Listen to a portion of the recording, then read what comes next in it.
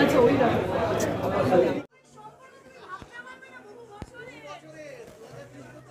ভীষণ ভালো লাগছে, পারিয়ার সাথেই কাটাচ্ছি।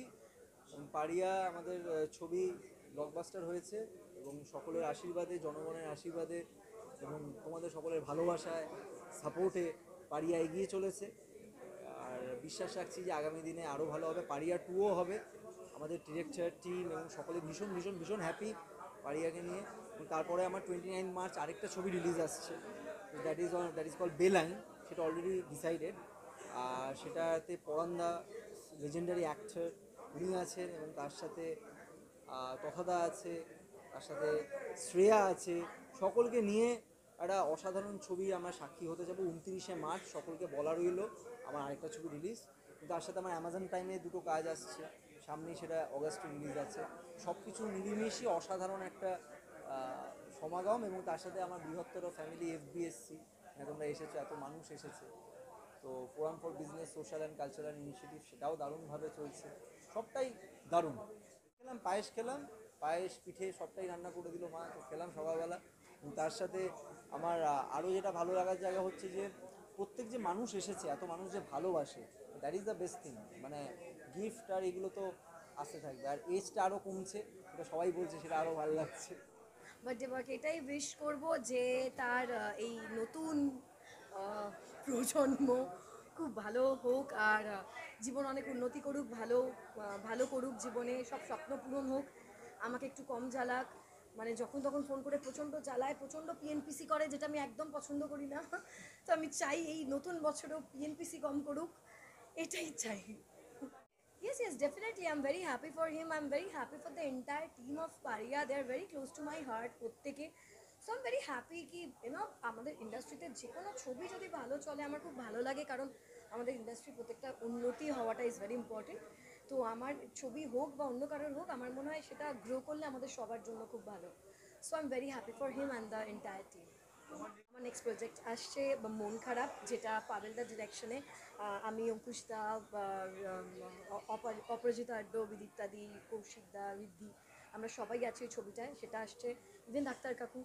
আর নেক্সট আমার ওয়েব সিরিজ আসছে ব্রহ্মা অর্জুন। আরও কিছু দুটো শর্ট ফিল্ম আসছে। তো সব আপডেট ধীরে ধীরে ডেফিনেটলি দেবো। অ্যান্ড আমি মুম্বাইতে প্রথম একটা ছবি করলাম, সেটা একটা মারাঠি ফিল্ম আন্ডার আনন্দ পণ্ডিত মোশন পিকচার্স, সেটাও আসছে। একটা হিন্দি মিউজিক ভিডিও আসছে। আই থিঙ্ক আমি সব আপডেট দিয়ে দিয়েছি। জন্মদিনে তো সবাই উইশ করে, আমি প্রত্যেকটা দিন উইশ করি সন্দীপকে। শুধু জন্মদিন না, he is such a wonderful person all together. এত ভালো মনের একটি ছেলে, সে কারণে আমি ওকে প্রত্যেক দিন উইশ করি। এবং সপ্তাহে অন্তত আমরা দেখা যদি নাও হয়, সব দেখা করার সবসময় চেষ্টা করি। দেখা যদি নাও হয়, আমরা ফোনে প্রচুরবার কথা বলি।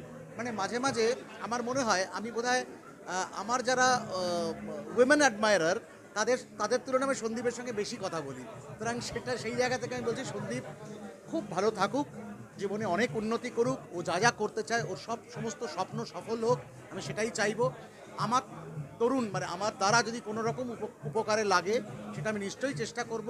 এবং আগামী দিনে আমরা একসঙ্গে কাজ করব, এটা একটা বড় আমাদের দুজনেরই চাহিদা রয়েছে, দুজনেরই একটা ইচ্ছা রয়েছে, সেটা পূরণ করার চেষ্টা করব। আর সবটা মিলিয়ে বলি সন্দীপকে অনেক অনেক আশীর্বাদ করি আমি। পারিয়া ছবি হিসেবে ভালো, সেটা আমি এখনও দেখতে পাইনি, আই ওয়াজ ইনভাইটেড। কিন্তু তার যে ডিরেক্টর তথাগত আমার বিশেষ পরিচিত মানুষ, আমার সঙ্গে প্রথম দিকে ওর জীবনে কাজও করেছে। এখনও আমরা একটা সিরিয়ালে হরগৌরী পাইস হোটেলে আমরা একসঙ্গে অভিনয় করি। এবং তথাগত কালকেও আমাকে বলো, দাদা তুমি দেখে আমাকে ফিডব্যাকটা দিও। তো পারিয়ার রিপোর্ট খুব ভালো, প্রত্যেকটা মানুষ ভালো বলছে। এবং তথাগত ব্যক্তিগতভাবে আমাকে বলেছে তুমি একটু কমার্শিয়াল অ্যাসপেক্ট ভালোবাসো, সেখানে তোমার ভালো লাগবে বলে আমার মনে হয়, তোমার ফিডব্যাকটা আমার খুব জরুরি। তো এবং সন্দীপ সেই ছবিতে অভিনয় করেছে, তথাগতর পরিচালনা, সবটা মিলিয়ে আমার মনে হয় যে বাংলা ছবি তো সবসময় চাইবো, বাংলা ছবি যারই ছবি হোক না কেন চলুক। পারিয়াকে অনেক শুভকামনা পারিয়ার জন্য, সন্দীপের আগামী দিনের জন্য অনেক শুভকামনা। সবটা মিলিয়ে মিশে সবার একটু ভালো হোক, এটাই চাইবো, ইনক্লুডিং আমার নিজেরও। স্বয়ংসিদ্ধা আকাশ হাটে চলছে এই মুহূর্তে, সোম থেকে শনি, প্রত্যেক দিন সন্ধ্যে 7টায়। যে সাহসটা আকাশ আট দেখায় যে প্রত্যেকবার একটা গল্প নির্ভর মানে সাহিত্য বেস করে একটা গল্প তৈরি করে। ম্যাক্সিমাম সিরিয়ালে তো সেটা হয় না, মৌলিক একটা গল্প থাকে, তারপর কিছুদিন পরে সেটা খেই হারিয়ে যায়, নানান রকম চলতে থাকে, স্ট্রেচেবিলিটি চলতে থাকে। কিন্তু আকাশ আট বারবার একটা প্রচেষ্টা করে যে এটা ভালো সাহিত্য বেসড, এখানে স্টোরি রয়েছে স্টার্ট টু ফিনিশ কমপ্লিটলি, যেটা মেগা সিরিয়ালে মানে খুবই দুর্লভ হয়ে যাচ্ছে। স্টার্ট টু ফিনিশ কেউ জানি না আমরা কী হচ্ছে, যেটা টেলিফিল্ম করতে গিয়ে আমরা পেতাম যে একটা গল্পের শুরুটা জানি শেষটা জানি। স্বয়ংসিদ্ধা সেরকমই একটা, এবং আমি কাজটা করে অত্যন্ত তৃপ্ত। সব থেকে বড় কথা আকাশ আট সেই ইন্ডিপেন্ডেন্সটা দেয়, সেই স্বাধীনতা দেয় কাজ করার জন্য। এবং আমার সঙ্গে যারা কাজ করছেন, আমার শিল্পীরা, কলাকুশলীরা, প্রত্যেকে এত মেহনত করে এত সুন্দরভাবে কাজটা করছেন, সুতরাং দেখতে ভালো লাগছে। সাংঘাতিকভাবে নাটকটা সাংঘাতিক উঠছে সেটা বুঝতে পারছি। এবং সন্ধ্যে 7টায় বড় বড় মাল্টি ন্যাশনাল চ্যানেলের সঙ্গে আমরা কম্পিট করছি, তা সত্ত্বেও কিন্তু আমরা পিছিয়ে নেই কোনো জায়গায়। আমাদের সিরিয়াল লোকে দেখছেন এবং আগামী দিনে আরও নিশ্চয়ই আরও বেশি করে দেখবেন, আমাদের ভালোবাসবেন এবং স্বয়ংসিদ্ধা আরও অনেক পপুলার হবে বলে আমার মনে হয়।